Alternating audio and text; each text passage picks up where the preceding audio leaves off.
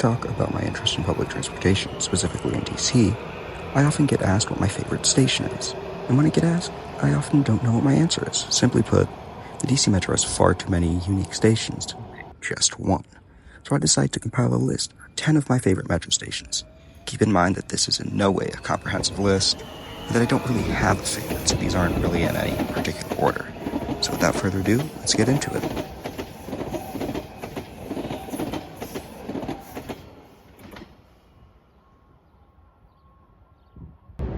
So, my first pick is going to be Mount Vernon Square. Now, this is probably a slightly odd pick from a commuter's perspective, or really any non-transit fan's perspective. After all, the station is a typical underground station, with a far from unique station design. But when you look into the actual infrastructure of the station, that's where it gets interesting.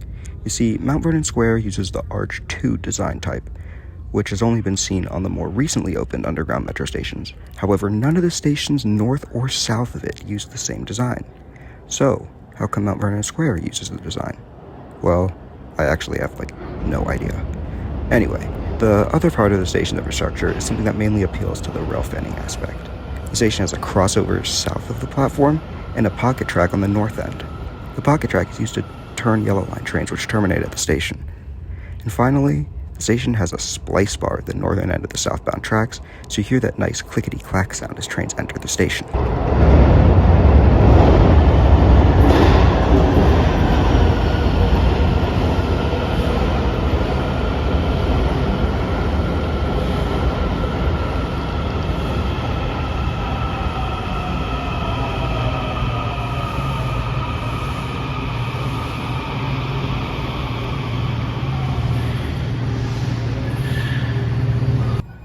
This next pick is pretty usual.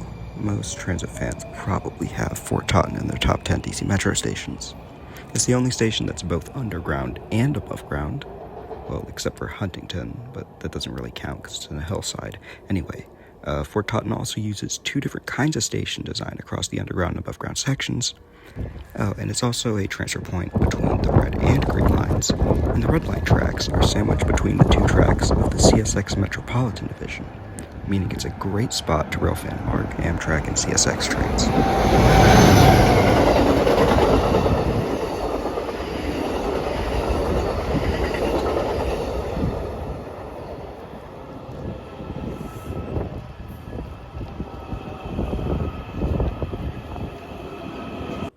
Our next station isn't that unique from either a rail fan perspective or a passenger perspective. Okay, fine, I might have lied a little. Most rail fans probably know that it has a unique station design not seen anywhere else in the system. But of all of the Metro's unique station designs, this one is probably the most boring to everyone else. While I don't necessarily disagree with that, I just love this station. The glass panels on the sides of the platform walls, the fact that it's an elevated side platform station, one of only two in the system, and of course, splice bars, so you know you can hear the clickety-clack. And not only that, because of the unique design, a side effect of it is that it produces a slight echo when underneath the covered section of the platform. So from a user perspective, this probably wouldn't be in your top 10. But from a transit nerd perspective, well, let's be real, it probably wouldn't. I just love this station.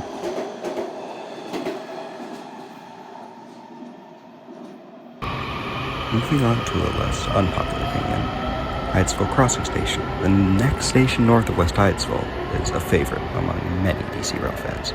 For starters, it's a trench station.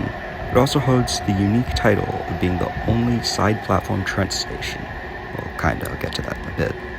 The unique aspect of the station is the fact that the station's massive parking garage serves the canopy above the station. The 6-story parking garage has 4 of its floors cut out to give room for the station's platforms, mezzanine, and bus loop. The design keeping the first floors cut out for the entire overlap between the station and the garage gives the area a very imposing fortress-like design, also with a slight echo.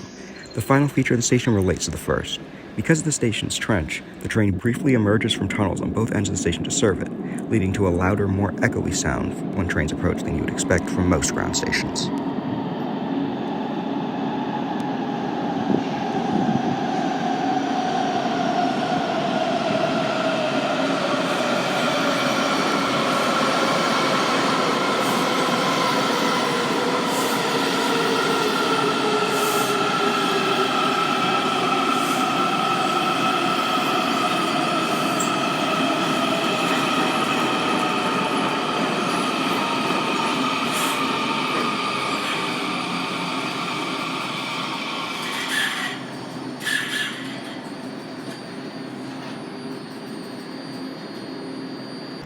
Speaking of fortress stations, Cheverly is no fortress, but it absolutely resembles some kind of bunker. Well, at least the mezzanine does.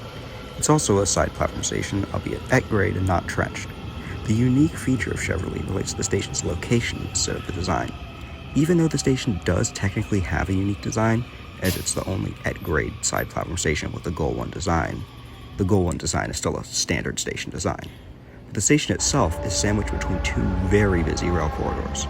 On the southern end of the station is the CSX Landover subdivision, a line that allows CSX trains to bypass the Northeast Corridor, Union Station, and the First Street tunnels.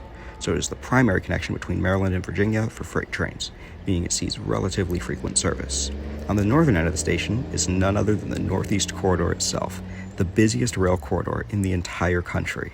From a passenger point of view, you probably didn't even know the station existed, and I wouldn't blame you, given its spot as the second least used metro station on the whole system.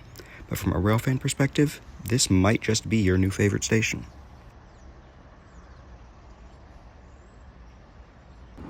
This station is not just a railfan's favorite station, it's also a favorite among regular metro passengers, despite its previous title of the least used metro station. Arlington Cemetery is yet another at-grade side platform station, but it's technically in a trench, and with the actual unique design. Actually, the first unique design station on the metro system. The station's canopy is actually the bridge Memorial Drive uses to cross over the platforms. Its spot as previously least used was well-deserved, as literally the only thing it served was the Arlington National Cemetery. Therefore, it's actually the only place in the system where trains run express, sort of.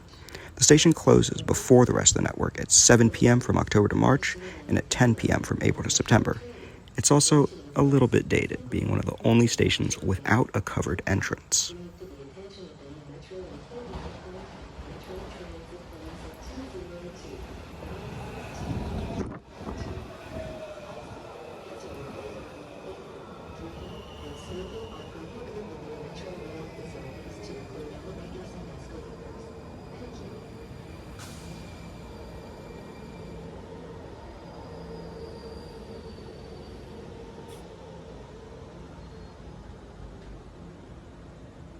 But if there's one station the title of dated does not apply to, it's Potomac Yard, Metro's newest station.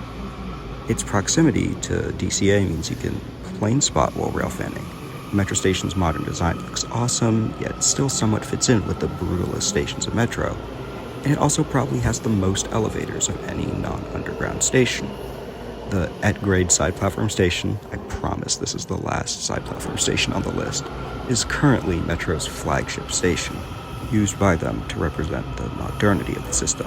But the best part of the station is that it's right next to the CSX RF&P subdivision, known to people who aren't massive nerds as the tracks where Amtrak and VRE run.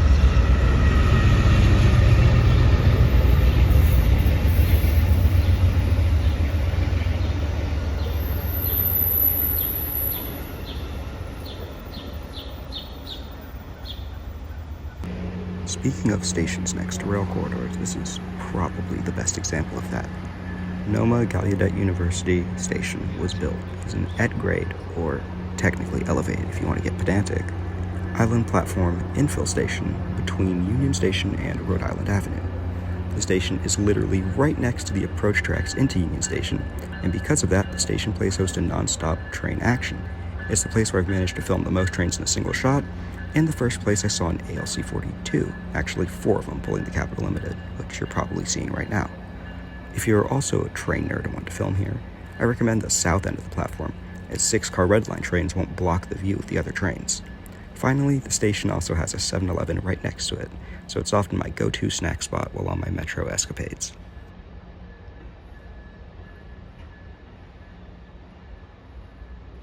Speaking of really cool stations, Westfall's Church is one of them. It is one of only 2 metro stations with 3 tracks, however for a different reason than the other station with 3 tracks. This one is for access to the metro's Falls Church Yard, so that trains moving in and out of the yard don't hold up regular Orange Line service. However, the 3rd track is only the really cool thing about the station because it doesn't really have much else going for it. For starters, it's a highway median station, so the noise that brings is unpleasant at best, It has a very annoying missed connection with the Silver Line, as the Silver Line splits from the Orange Line directly before the station. But the third track itself, and the purpose it serves, is interesting enough to partially make up for it. Well, at least for a rail fan like me. Step back. Doors closing. Our last station, National Airport Station, more commonly known as Ronald Reagan Washington National Airport Station, is the other three-track station, though this third track was for extra capacity and used to terminate trains during the first few years of Blue Line service. Nowadays, this third track is rarely used outside of construction and service disruptions. The stop is also the best airport connection in the country, with the Yellow Line absolutely demolishing driving on trips between downtown and the airport. The only issue I have with the station is the slow speeds on the switches entering the center track, and the fact that you can't really see planes from the platform.